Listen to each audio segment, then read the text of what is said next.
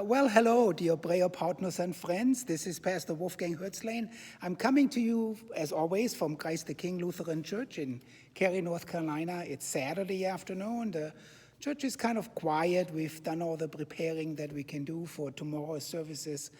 And that's one of the things I want to talk to you about. I kind of want to give you an update about what's going on with the coronavirus epidemic and how we are responding to that. Here at Christ the King, it feels a little bit like we are at ground zero. When the first COVID-19 patient was identified in North Carolina, the first case that was on March the 2nd, it turned out that that person is in fact an active member of Christ the King.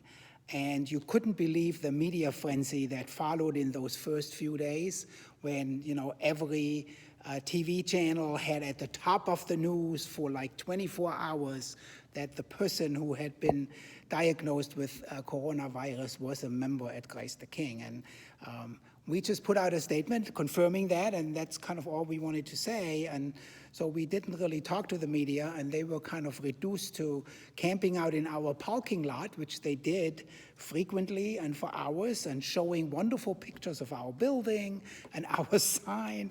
I thought the most pathetic thing was a reporter, coming live at 11 p.m., standing in the middle of the night in front of our empty building, talking about what was going on, and then showing a shot through the glass doors of our entrance of a bottle of hand sanitizer sitting there on the table. That's what they had to do, right, in order to have a visual for that. Of course, our very first concern was for this patient, for this member who had been diagnosed with this virus, and so we've been providing pastoral care all along, which turns out to be a little unusual. I mean, pastors, we are programmed to have this instinct when someone is sick, when someone needs help, we want to run off. We want to visit the person. We want to sit next to the bedside. We want to pray with them. We want to bring them communion. And of course, in this case, I couldn't do any of that. We were reduced to checking in every day by phone, which we continue to do, and praying, of course, with the person and for the person, and we are doing that. I'm happy to say that the person is feeling much better. The symptoms are gone. We are hoping that they will come out of quarantine in the coming days, and that this nightmare will finally be over for them anyway. But for the rest of the world, of course, it goes on. He was the first case in North Carolina. As of this morning, there were 20 cases. That's an increase of 2,000% in less than 14 days, 12 days. I mean, that's incredible if you think about it. And it makes you wonder what is yet to come. Our governor here in North Carolina, Roy Cooper, on Thursday, recommended that there not be any gatherings with more than 100 people. Things are being called off, activities, gatherings, meetings, events are being called off left and right.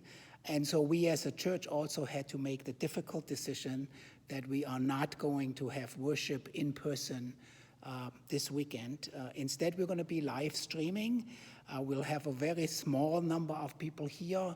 And of course, they will be using all the precautions that we've been using all along. Lots of hand sanitizer, not touching each other, being very careful around communion and the offering plate and what we touch and what we don't touch, and wiping everything down. I mean, we have really increased our cleaning regimen. There's a cleaning contractor that now comes in 3 times a week instead of once and wipes down all the surfaces and the bathrooms and the doorknobs and the classrooms in the preschool, and on it goes. So tomorrow, Sunday, March the 15th, we're going to have 2 live streams. At 8:30, we'll have a traditional service right here from the sanctuary, and that'll live stream on YouTube. And then at 11 o'clock, we'll have a contemporary service, also as a live stream on YouTube. And that one will actually include 2 baptisms and the reception of the parents of the 2 girls who will be baptized as new members through affirmation of baptism. It's a small family, a small group. People had come in from out of town. We didn't feel it would be right to cancel the baptism and have the family be stranded. So we're going to go ahead with that. It could actually be kind of fun, right? The first live stream baptism in the history of Christ the King Lutheran Church. I think we'll have some fun with that. So like I said, traditional 8:30, contemporary at 11 a.m. Tomorrow, Sunday, March the 15th. If everybody can be part of that, wherever you are, whether you're close to here in North Carolina or whether you live around the world, right? You could be in Alaska and still get in on this and watch us live, and then of course also later as a recording. To do that, go to our website, ctkcarry.com/live. That's all you have to do, ctkcarry.com/live. And you will see two pictures. One says contemporary, one says traditional. You click on that and you're there.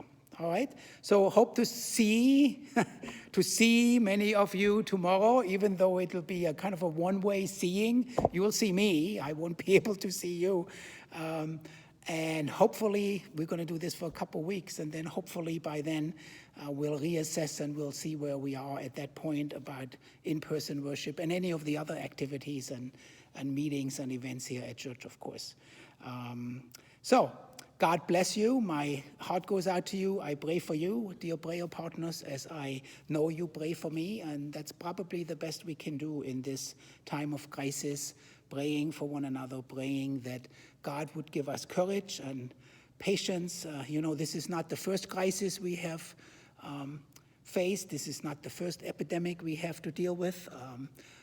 We kind of know the routine, and we need to make sure that we do all the things that are recommended by the governor's office and the Center for Disease Control and the county health departments and so on, but also that we not panic, that we don't give in to this feeling of powerlessness and this feeling of just utter dread that there is nothing we can do and the whole world is going to hell in a handbasket. It isn't quite as bad that way either.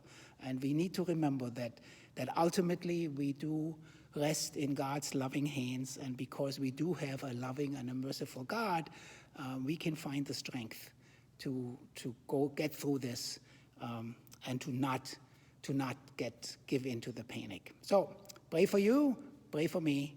God bless you. Take care.